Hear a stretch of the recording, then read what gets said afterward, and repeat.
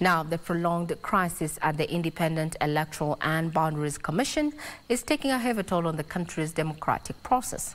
Having been reduced to a skeleton upon the resignation of some of the commissioners and expiry of others' terms, the secretariat in place cannot handle the core mandate.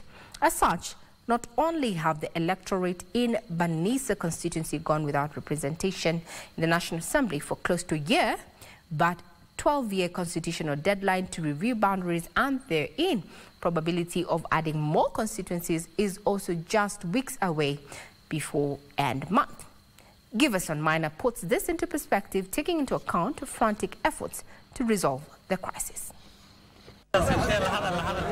The residents of Banisa constituency seem to have borne the brunt of the quagmire at the Independent Electoral and Boundaries Commission, whose reconstitution has literally been the pawn in the year-long political tirade in the wake of the disputed election, denying them a member of the National Assembly for that long. Their then MP, Kulo Maalim Hassan, died on March 29th last year, and the constitutional 90 days within which they were to have a by-election has long lapsed. The High Court was very clear. It has declared itself on what's to be done next. So our appeal is, please fast track and constitute this commission, so that the people of Banisa can have a representative. Hakuna wakilishi wote ambaye anaenda kuwakilisha sisi huko eneo bunge ambaye mali shida ya wananchi ambaye anatutulia huko kwa bunge, hakuna mtu anatuwakilisha sisi.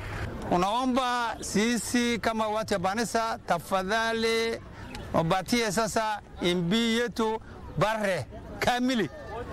The mistrust between the political divides saw their battle over IEBC's reconstitution in and out of court, with eventual preference for dialogue. This latest option portended a deal struck in the report of the National Dialogue Committee presented to President William Ruto and opposition leader Raila Odinga on Friday.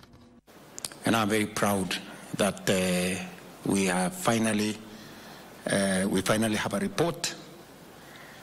And the report has already been adopted by both houses of parliament, and we are now well on course to implementing it.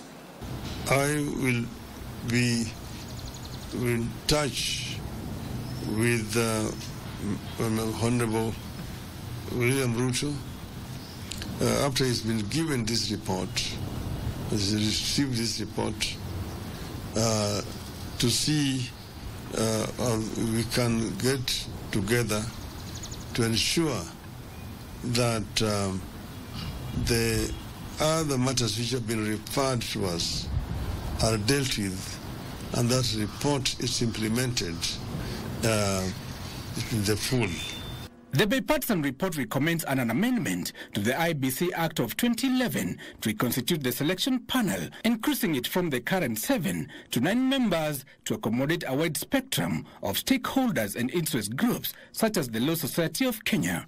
To avoid a similar pitfall in future, Mandera North MP Bashir Abdullah is proposing that the IEBC CEO be empowered to conduct by-elections in absence of the Commission.